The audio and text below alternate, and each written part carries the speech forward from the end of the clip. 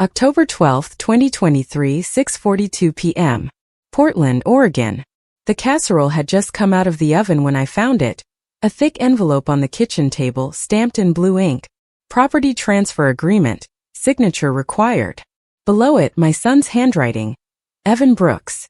And a note, casual as a grocery list. Mom, please sign before Friday. Marissa and I need to make things official before the baby arrives. I stood frozen, spoon in hand, the smell of baked cheese fading into silence. The plates were set for 3. Only 2 were used. Mine, untouched, sat across from Evan's empty chair. The casserole cooled, the ink dried, and I realized this wasn't a mistake. It was a decision. Made without me. My reflection wavered in the steel oven door. A woman whose name was on a deed, but no longer in her own home. And under my breath, I said the only words I could manage. How could they do this to me? If you've ever learned the truth at your own dinner table, you'll understand. Subscribe for more stories where silence speaks louder than anger. My name is Helen Brooks, and if you ask the neighbors, they'd tell you I'm that quiet woman with the blue hydrangeas. 63 years old, retired high school art teacher, widow for almost 12. I still keep my late husband's workbench in the garage, his brushes lined in a row like soldiers waiting for orders. I used to think that kind of order kept a life steady. Turns out, order is easy to lose when love starts speaking in terms of convenience. For 30 years, I taught art to teenagers who didn't believe they could draw. My classroom always smelled of paint thinner and peppermint tea. I had a rule. Nothing gets thrown away until it's dry. Mistakes, smudges, tears.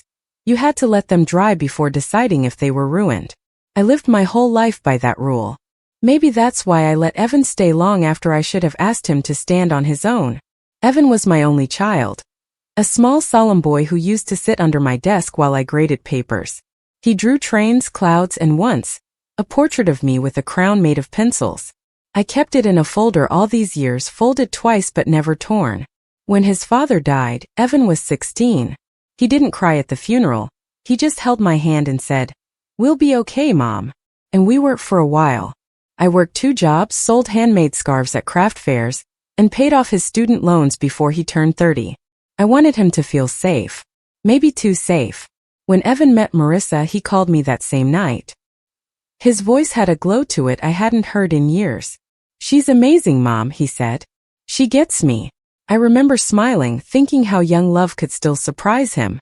The first time I met her, she was wearing a cream blazer and heels that clicked across my wooden floor like tiny hammers. She shook my hand, firm and cool, and called me Mrs. Brooks, even after I told her she could say Helen. Marissa was all edges and brightness. A woman who knew what she wanted and didn't like waiting for it. She worked in marketing, though I never quite understood what that meant. "Brand building," she said once, laughing. "Helping people reinvent themselves." She smiled as she said it, but her eyes scanned my house as if already planning its renovation. When they moved in temporarily, I believed it was just until they saved enough for a down payment. Evan's photography business had been struggling after a few slow seasons, and Marissa was between jobs. "Only a few months, Mom," he said. "You'll hardly notice us." But I did. It began with small, forgettable things. The scent of vanilla candles instead of my usual lavender. New curtains that blocked the morning sun I loved. The hum of the washing machine going long past midnight. I told myself it was adjustment. That's what mothers do, we adjust. I cooked dinner every night, though Marissa ate only salad. When I served roast chicken, she would wrinkle her nose slightly and say, "Oh, you still cook with butter?" The first time she said it, Evan laughed and said nothing. The second time I laughed too, pretending it didn't sting. Over time, their things multiplied while mine seemed to vanish. My teacups disappeared from the cabinet, replaced by oversized ceramic mugs with phrases like rise and grind. My framed watercolors were taken down to make space for the baby photo shoot backdrop. Even the hallway mirror, the one Evan used to check his tie-in before his first job interview, was replaced with a frameless one Marissa ordered online. She said it made the space feel modern. I said nothing, but every time I passed it, I missed the old reflection. There was a pattern I didn't want to see. When Evan was little, he'd ask, "Mom, what color goes best with gray?" And I'd answer, "Anything with warmth." Lately, he'd stopped asking me anything. If I tried to start a conversation, he'd nod while scrolling his phone. When he did speak, it was about efficiency savings upgrades, words that sounded more like Marissa than the son I raised. Still, I tried. When she announced her pregnancy, I baked a cake. Lemon poppy seed, his favorite. Marissa barely touched it. "I'm off sugar now," she said, hand on her stomach. Evan thanked me, but even his gratitude felt rehearsed, like something he'd learned to say at a networking event. That night, after they went upstairs, I found my own gift. A small photo frame I'd left on the kitchen counter, moved into a box by the pantry. Inside the box was a sticky note in Marissa's handwriting. "Declutter for nursery." My wedding photo was inside, face down. I sat at the table, tracing the edge of that frame. The air smelled faintly of her perfume, something sharp, citrusy, impatient. The dog, once my shadow, slept under their bed now. I could hear the faint rhythm of their voices above, muffled but constant. I thought of all the students I told to trust the process. How easy that was to say when you believed the process would end in beauty. But families don't follow composition rules. There's no eraser for distance. That winter, Marissa started calling my house our space. "We just love how open it feels," she told a neighbor once, while I stood beside her holding the mail. Evan smiled, his arm around her shoulder. Not once did he correct her. It was then I understood. They weren't visitors. They were settlers. And I was the landscape being quietly redrawn. I was still proud of Evan, proud and weary like an old brush used too long but too loved to throw away. Yet pride can turn bitter when it meets silence. Each small compromise, each swallowed remark, painted over the life I'd built. I kept telling myself that love was patience. But patience, when misplaced, is just permission in disguise. By spring, I had become invisible in my own home. A shadow moving quietly around their plans. I told myself I was waiting for the baby, that things would soften once it arrived. But I should have remembered my own rule. Don't decide while it's still wet. Because under all that drying paint, a crack had already formed. And soon it would split the whole canvas into it began the way most fractures do. Quietly beneath the surface, where politeness keeps things from sounding like what they really are. That Christmas, I knitted a scarf for Marissa. Soft merino wool, a pale dove gray with a faint blue thread running through it, the color Evan loved as a boy. I wrapped it carefully, tied a ribbon, and placed it beside their gifts under the small tree. When she opened it, she held it up, smiled thinly, and said, "Oh, you still knit?" It was said lightly, but the words landed heavy. Evan smiled, the kind of quick, uneasy smile that looks for a way out of a moment. He didn't defend me. He didn't need to, the silence did it for him. After that, I stopped knitting in the living room. My yarn basket stayed by the armchair untouched, like an artifact from a world that no longer existed. A few weeks later, I overheard them in the hallway. Their voices were low, but the house carried sound like gossip. Marissa said, "This house would be perfect for a nursery." Evan answered, "Once Mom moves into something smaller." I remember standing in the kitchen, hands still wet from washing dishes, heart thudding in my chest. The way he said it, not if I moved but once. I told myself he didn't mean it. I even smiled when they came down, pretending I hadn't heard. But from that day, something inside me began to lean away from them, just slightly, like a painting hung on a crooked nail. In the months that followed, my house began to shift. I used to wake early, make tea, and read by the window where the morning sun hit the floorboards just right. Now the blinds stayed closed. Marissa said she needed controlled lighting for her online meetings. I gave up my sunlight the way some people give up bad habits. Gradually, with quiet grief. One afternoon, I found my favorite mug, the one with tiny chips along the rim, missing from its hook. In its place was a pristine, oversized white cup stamped with the word blessed. It wasn't the loss of the mug that stung. It was the message that things old and imperfect had no place here. Evan had changed too. He no longer asked about my day or my classes at the community center. When I tried to tell him about a student who'd painted her first still life, he nodded absently, scrolling on his phone. Marissa spoke for both of them now. "Mom, you should rest more," she'd say. "Let us handle things." I wanted to ask what things, but I didn't. I was too tired from holding peace together with both hands. The rail crack came in March. They'd gone to a birthing class, and I spent the evening baking Evan's favorite blueberry muffins. I thought it might be nice to surprise them. When they returned laughing, I offered the plate. Marissa took one, bit into it, and frowned. "They're very dense," she said, forcing a smile. "Maybe next time you could use almond flour?" Evan chuckled. "Yeah, Mom, you know how health conscious she is now." I remember the taste of those words like metal. I nodded, wrapped the muffins in foil, and said softly, "Maybe next time." That night I went to my room, though it wasn't really mine anymore. The walls had been repainted a pale beige. My paintings, once hung with care, were stacked in the closet.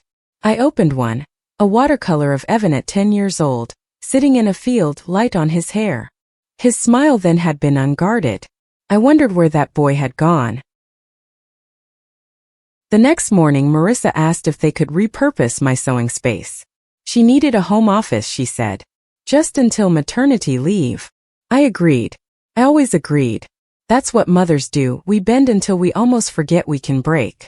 By summer, I noticed they had stopped saying your house. It was the house, then our house.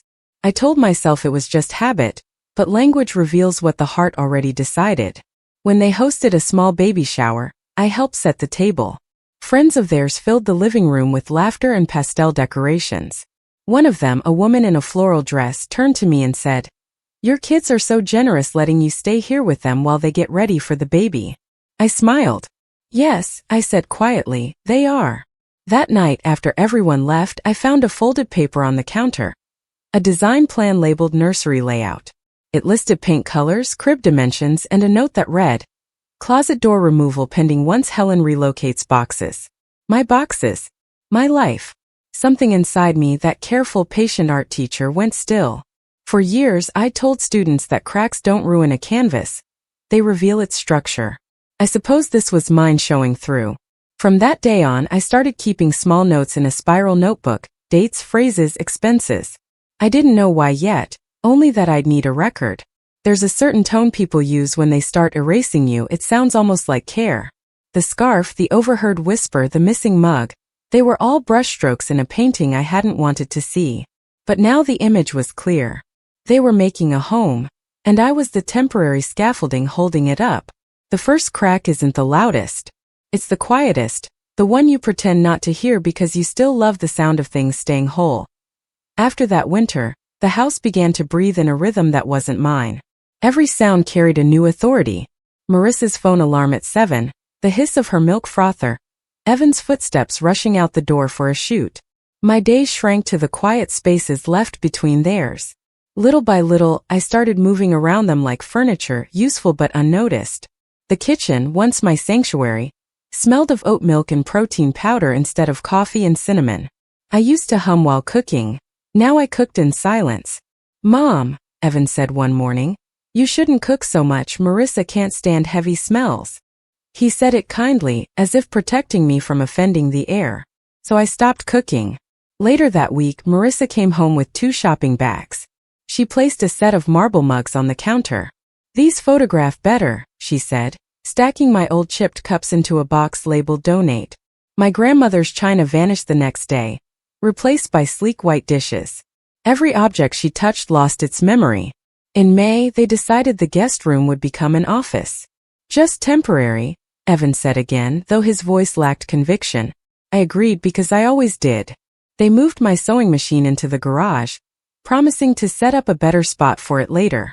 Later never came. For 3 nights I slept on the couch while they painted walls a neutral beige. I lay awake listening to their muffled laughter above me. The ceiling fan spun its slow circles, stirring air thick with primer. The smell reminded me of classrooms before a new term. Everything waiting, expectant, about to belong to someone else. By June, even the dog had switched loyalties. Baxter, my old golden retriever, once waited by the door for me. Now he followed Marissa from room to room, tail wagging. "He just loves her energy," Evan said.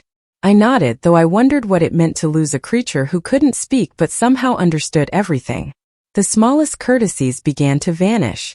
I'd knocked before entering my own living room because they were filming product reels for her work.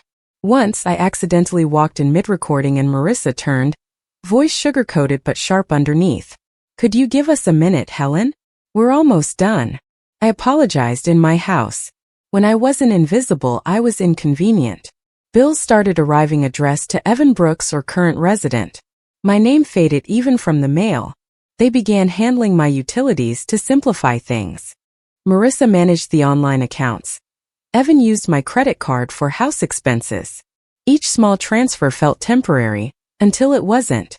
I noticed my grocery receipts growing longer though I ate less. The pantry filled with protein bars and imported teas I'd never tasted. My jam, the one I made every summer from backyard berries, sat unopened. Too sweet, Marissa had said. Sometimes I'd hear them whispering behind the closed office door. Not arguing, planning. Spreadsheets, timelines, mortgage talk. I recognized the rhythm of decision-making, but not the courtesy of inclusion. One afternoon, I came home from the market and found a man measuring the front porch. "Remodel estimate," he said cheerfully. "Your son mentioned expanding the entryway." I smiled faintly. Did he? When Evan returned, I asked gently, "What are you building?" He rubbed his neck, avoiding my eyes. "It's just an idea. Marissa wants more curb appeal." "Curb appeal," I repeated, letting the words roll over me like foreign currency. That night I sat at the kitchen table and made a list. What was mine, what was shared, what had quietly disappeared. It wasn't about possessions.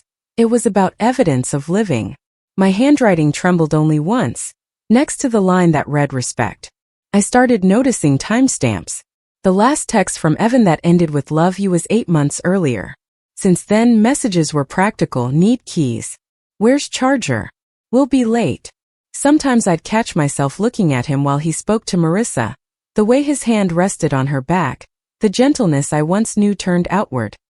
He wasn't cruel. Just careless in that thoughtless way comfort breeds. Still, there were small betrayals that glimmered under ordinary light.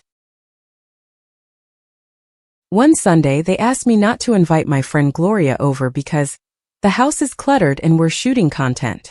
Gloria was my oldest friend. We taught together for 20 years. I canceled with a polite excuse, then sat on the porch steps listening to laughter drift through the window. Theirs, not mine. When I finally looked up, the sunset glowed against the freshly painted walls, the color Marissa called warm sand. It was supposed to make the space feel calm.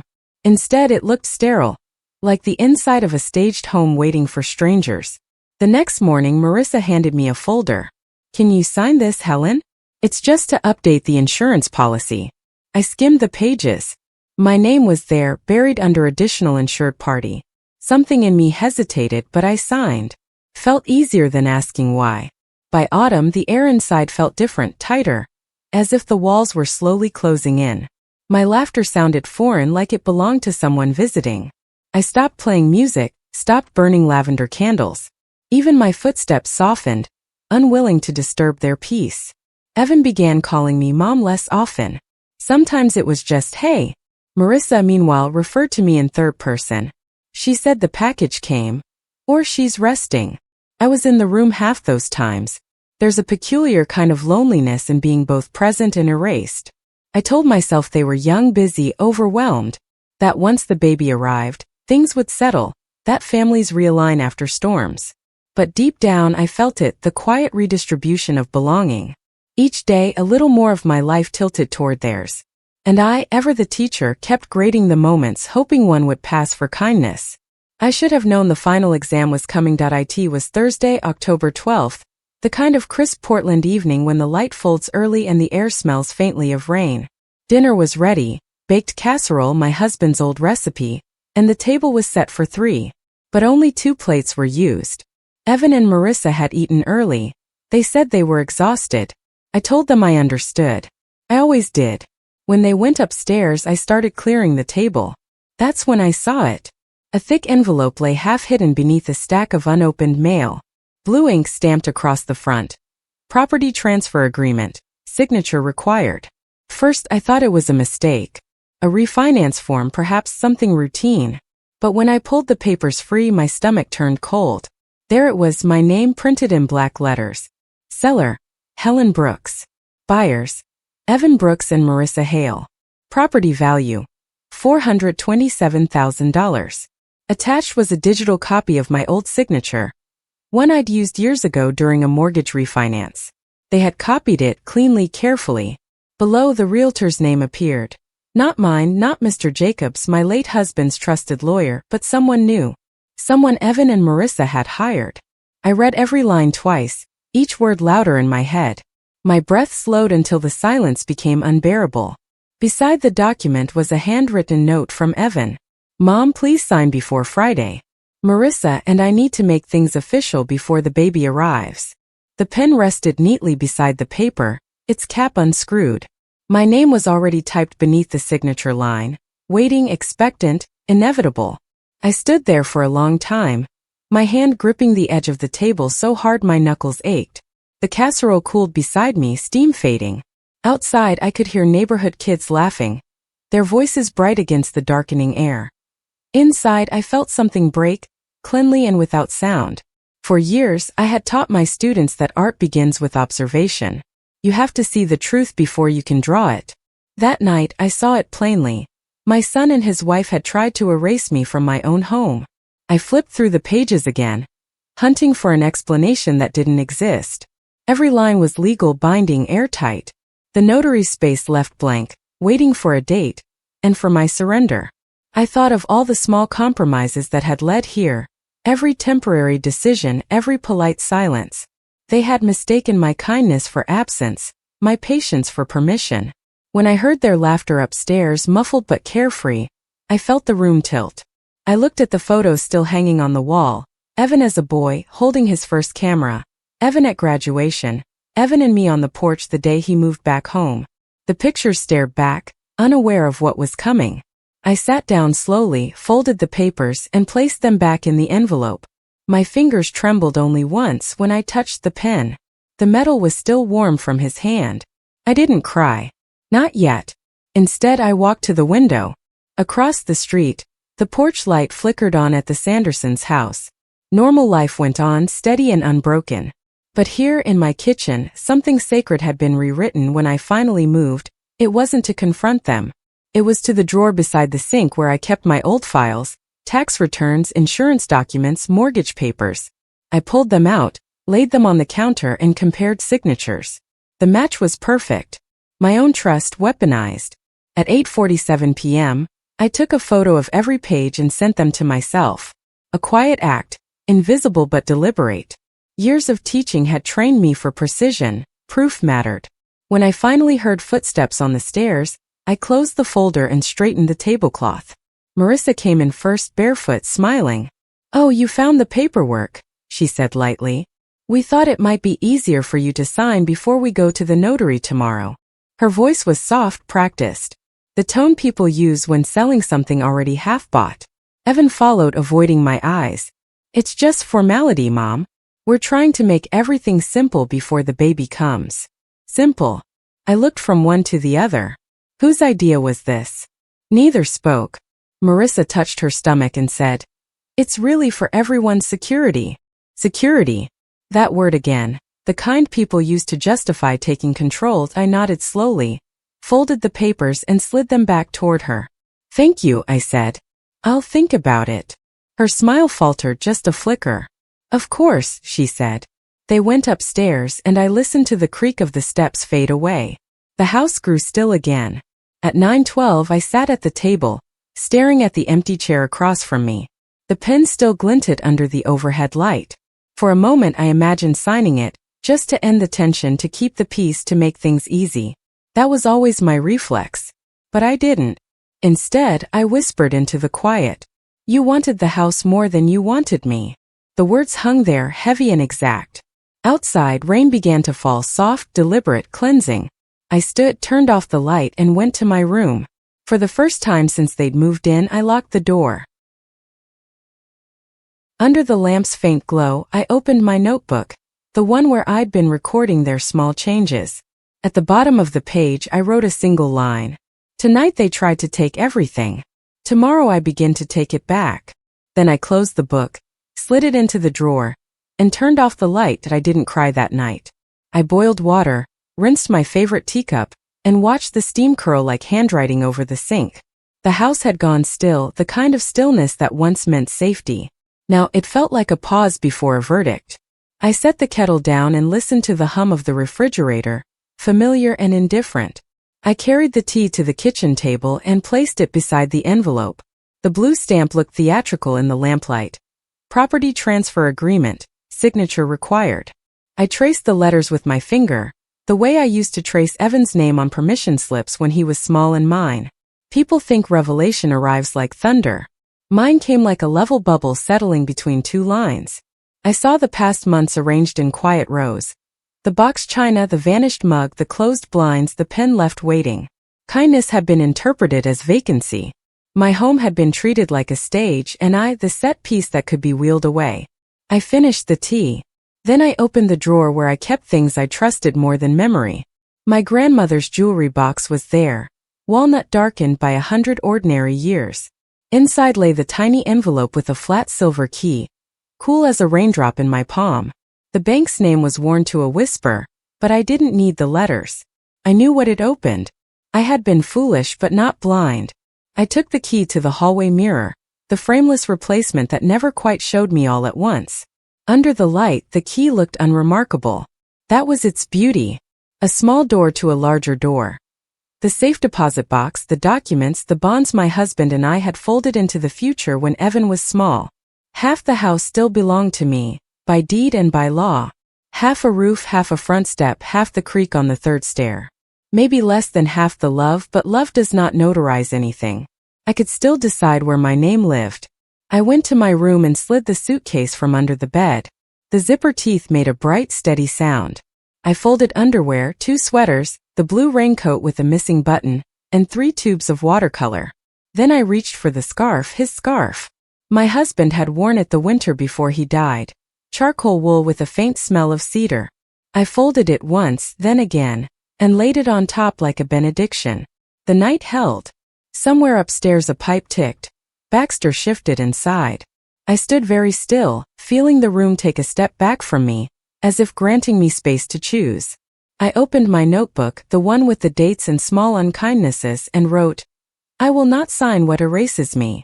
The sentence looked plain, almost childish. I underlined it twice. Then I tucked the notebook into the suitcase pocket with the key. Evidence and decision side by side. I sat on the edge of the bed and pictured the morning as a list. Call Mr. Jacobs, request an appointment, say the words clearly. I practiced the sentences out loud in a low voice that didn't tremble. Good morning. This is Helen Brooks. I need to discuss the title. No, I have not authorized any transfer. Yes, I have documentation. The steadiness surprised me. It felt less like courage than accuracy. On the nightstand stood the photo from our last trip to Cannon Beach. Evan at 16, hair in his eyes, the 3 of us squinting into wind. I touched the glass. I raised you to see, I whispered. Not to take. The picture didn't answer. Photographs never do. They hold one truth and ignore the rest. Midnight passed. The neighborhood narrowed to a hush. I zipped the suitcase, stood, and carried it to the door. The weight settled into my hand like a verdict I could lift. I turned back once, scanning the room that had been painted in someone else's calm. I noted what I would not miss. The beige walls, the staged art, the tidy disapproval. I noted what I would. The slant of morning sun that once spilled across the floor before the blinds were shut. At the threshold, I spoke without drama, the way one confirms a measurement. You wanted me gone. You'll get your wish. I said it to the air, to the papers downstairs, to the version of me that thought peace required surrender. Then I clicked off the lamp in the kitchen. I washed the teacup and set it carefully on the rack. A last small courtesy truly. I slid the envelope into a plastic sleeve and wrote the date in the corner in pencil.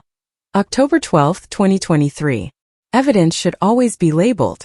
The teacher in me never retired. Before bed, I placed the suitcase by the door and tucked the key into my pocket like a talisman. I lay down and listened to the rain begin. A soft percussion on the gutters, the promise of a clean street by morning. Sleep came quickly without dreams. Clarity is not loud. It does not announce itself at the doorway and demand applause. It sits with you, watches the tea, and nods when you stand up. That night it sat beside me. When I rose it rose too. Helen Brooks' morning came gray and honest. Portland rain pressed against the windows in soft streaks, washing the night's dust from the glass. I woke before the alarm, before the house itself stirred. For a moment I listened, waiting for the familiar footsteps above, but all was still. I dressed quietly, pulling on my wool coat, and tied my scarf the way my husband used to. One loop, one knot, firm and simple. At 7:12 a.m., I poured one final cup of coffee in my own kitchen. The scent was sharp, comforting, a reminder that small rituals can survive great betrayals. I left the cup in the sink and slipped out before they woke. The air outside smelled of wet cedar and distance. The drive downtown was slow. Traffic blurred behind streaks of wipers. I kept both hands steady on the wheel, the silver key in my pocket pressing lightly against my leg. By 8, I parked in front of the same brick building where my husband had handled his small insurance business decades earlier. A plaque by the door still read Jacobs and Associates. Inside, the office was unchanged, the same ticking clock, the same hum of old radiators. Mr. Jacobs himself came out from behind the frosted glass door. Older now, hair thin but eyes still sharp. "Helen," he said, surprised. "It's been years." I handed him the folder, the envelope, and the photocopies. They tried to transfer the property. Without consent. He didn't ask for explanations. He simply adjusted his glasses, scanned the pages, and exhaled through his nose. Digital signature lifted from a refinance form. Clever but sloppy. "You didn't sign this physically." "No," I said. "I didn't sign anything." He nodded once. "Then it isn't binding." We talked for almost an hour. Words like trust, title, deed, restriction filled the room. My heart stayed calm, my voice even. I told him what I wanted. Not revenge, not confrontation. Protection. Continuity. Something cleaner than bitterness. By noon we had drawn the framework. I would establish a charitable trust, the Brooks Creative Foundation, dedicated to funding art scholarships for single mothers and older women returning to education. The house, my house, would be its cornerstone asset. Legally untouchable, publicly recorded. My name would remain attached, not as owner but as founder. When the paperwork was ready, Mr. Jacobs slid the file toward me. "You're certain about this?" "Yes," I said. "It's time it belonged to something that can't betray it." I signed slowly, carefully, each stroke deliberate. My signature felt new, a reclamation rather than a repetition. When he sealed the documents, a strange quiet filled the space, the kind that comes when a story changes direction. By 2, everything was filed. Property transferred into the trust. Deed protection registered. Evan and Marissa could not claim it, sell it, or borrow against it. It was beyond their reach and somehow beyond my grief. Outside, the rain had lightened to mist. I stood under the awning and breathed. I didn't feel triumphant. I felt exact. Then I drove to the coast. It took 3 hours, long enough for my thoughts to slow. The farther I went, the more the city thinned into open fields and wet pines. Near sunset, I reached Harbor Pines Art Retreat, a small coastal residence I'd once visited with colleagues. I parked, went inside, and met Gloria, the manager. She was cheerful, red-haired, and brisk, the kind of woman who called everyone dear without condescension. "You're in luck," she said. "We just had a cancellation. Studio room with a sea view." I signed the lease, 6 months renewable. When she handed me the keys, she smiled.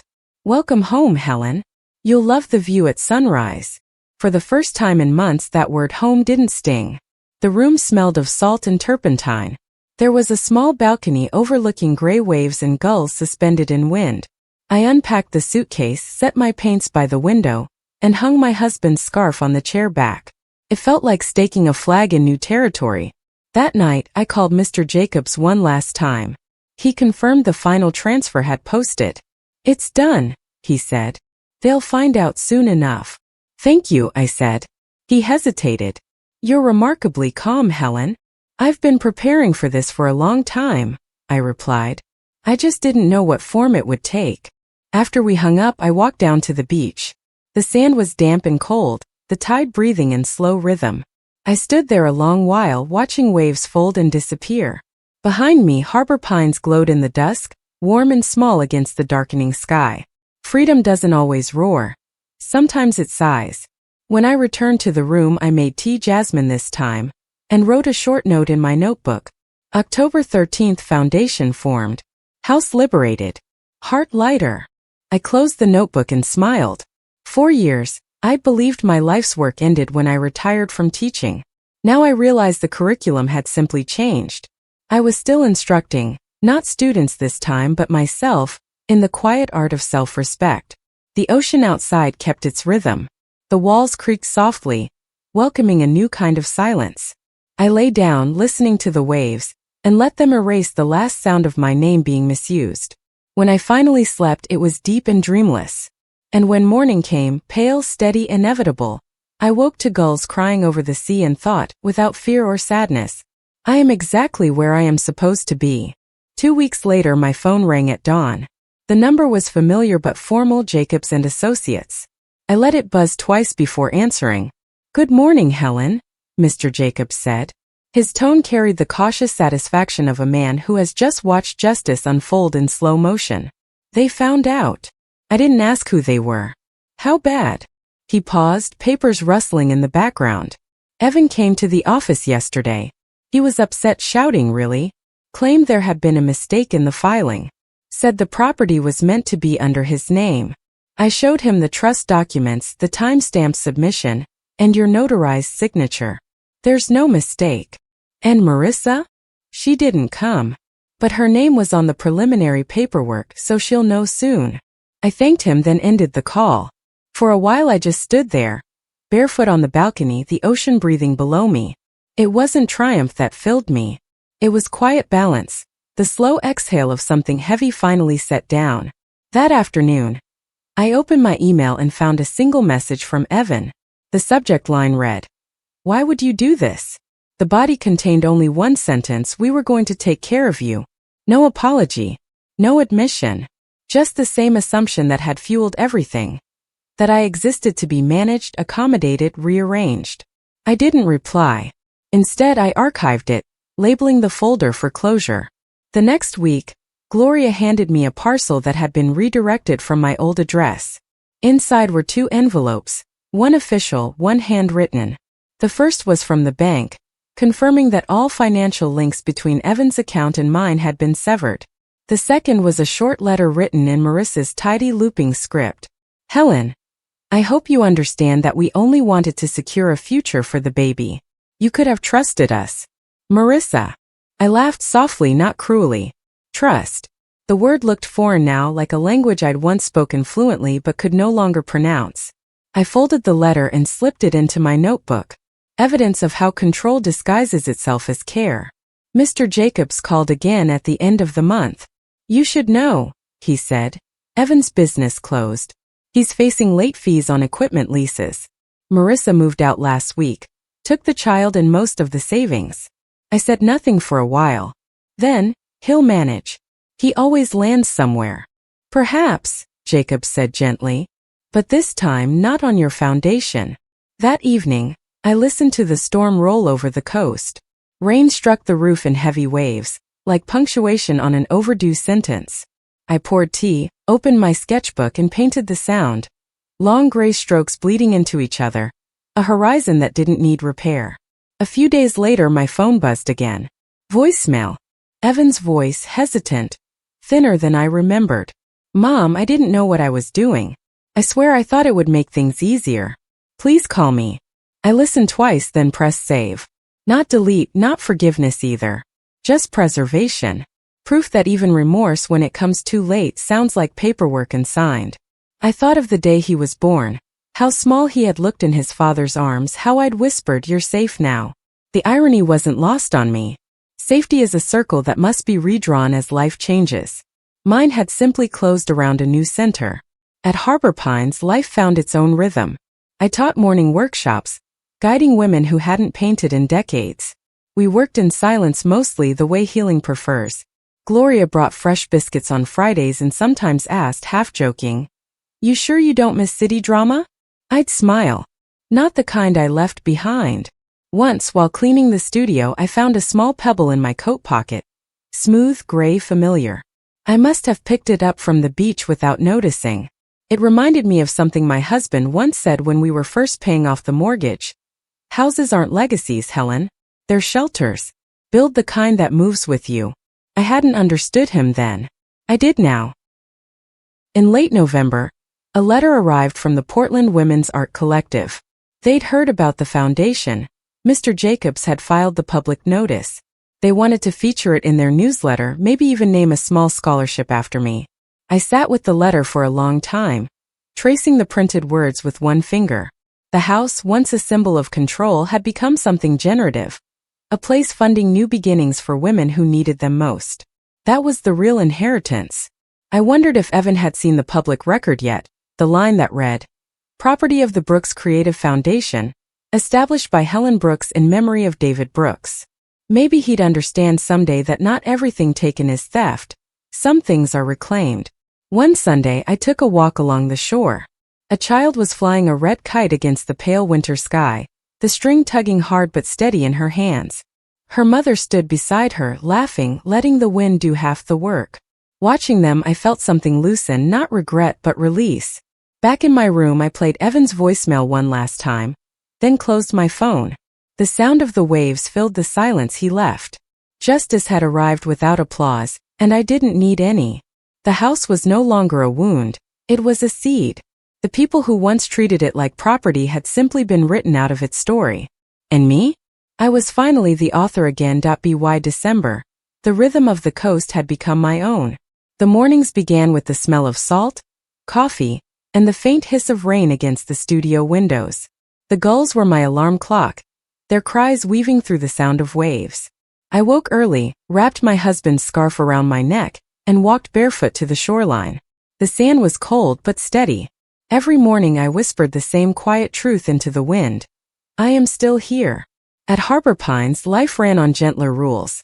Breakfast was communal, served in mismatched bowls at a long pine table. Gloria managed everything with soft efficiency. She brewed the strongest tea and remembered everyone's story without asking for more than they wanted to give. Most residents were women like me. Retired teachers, widows, caretakers, all a little bruised but unbroken. We didn't trade tragedies. We traded recipes, paint colors, and laughter that came easy because no one demanded it.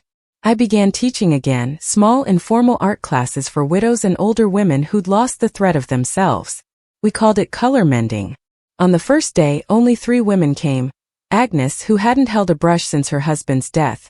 Lila, a quiet nurse learning to paint her first sunrise. And June, who said she was here for the company, not the art, but ended up creating the most delicate seascapes of us all. The studio smelled of turpentine and lemon soap. We worked in silence most mornings, breaking only for Gloria's scones or stories about her grandchildren. The act of teaching again was like muscle memory. My voice softened, my patience returned, and the room filled with the same warm hum I used to hear in my classroom years ago. One afternoon, Agnes told me, "You must miss your old life." I smiled.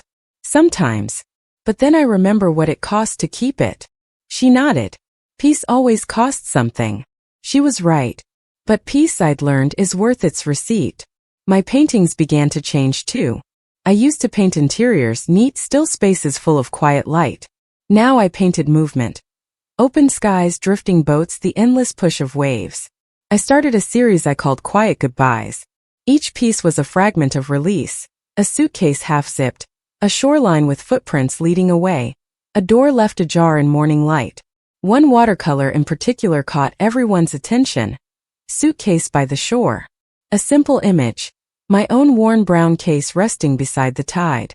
The gallery owner from the nearby town came to see it. "There's something free in this one," she said. "You've painted absence like it's a destination." The piece sold within a week to a couple visiting from Seattle. They told me it reminded them of the first time they chose to leave a toxic family situation. I smiled as they carried it away, feeling a strange satisfaction in knowing my story could travel farther than I ever had. By January, I was no longer counting days since the betrayal. The timeline had dissolved into something quieter. A steady flow of ordinary contentment. I spent my afternoons walking the cliffs, sketchbook tucked under my arm, the wind pushing against me like an old friend. Sometimes I thought of Evan. I wondered if he had found work again, if the baby, my grandchild, had his eyes. But I didn't dwell on it. Love doesn't vanish. It simply takes new shapes when trust breaks its bones. One morning, Gloria called up from the front desk. "Helen, you have mail." It was a letter from the Brooks Creative Foundation, the trust now fully operational. They had awarded their first scholarship to a young mother studying fine arts at Portland Community College. Enclosed was a note from her. Dear Mrs. Brooks, I can't believe a stranger cared enough to help someone like me. I'll make it count. Rachel. I sat with that letter for a long time. Then I pinned it above my desk, next to a small photo of my husband and a dried sprig of lavender. It reminded me that legacies are not about ownership. They're about continuation. At sunset, I brewed chamomile tea and stood on the balcony, watching light spill across the water. The sea turned silver, then violet. The world felt balanced again, not perfect but honest. I thought of the kitchen table where everything had started, the ink drying beside the signature line. That table now stood in a house that belonged to no one and everyone, funding futures instead of feeding betrayals. Sometimes I imagined Evan walking past the foundation's listing online, seeing his own last name attached to something good, something built from the same structure he had once tried to claim. Maybe he'd feel regret, maybe pride, maybe both. That was his work now, not mine. In the evenings I read before bed, old letters, new poetry, anything that reminded me of continuity. I started sleeping deeply, the kind of sleep that only arrives when nothing is left to defend. On my bedside table sat my grandmother's jewelry box. The silver key rested inside, tarnished but safe. I no longer needed it, yet I couldn't let it go. It wasn't just metal. It was a reminder that foresight is a form of love. Even for oneself. When I closed my eyes, I pictured the waves again, endless, certain, always returning but never the same. And I realized that's what I had become. Returning but not repeating. I used to think love meant staying, keeping the door open no matter how cold the wind grew. But love, real love, is not endurance. It is recognition. It is knowing when something sacred has turned into something that drains you. Looking back now, I see that the moment I refused to sign that paper was not rebellion. It was restoration. For decades, I taught others to see beauty in what remains after something breaks. I finally learned my own lesson.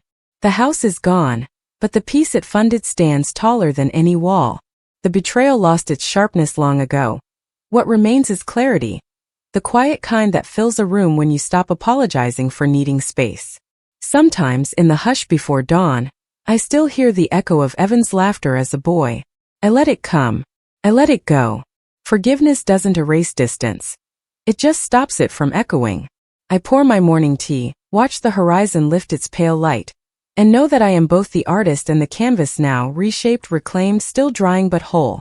If this story touched something familiar in you, if you've ever found your strength in silence, stay a while. Subscribe for more truths where quiet becomes power.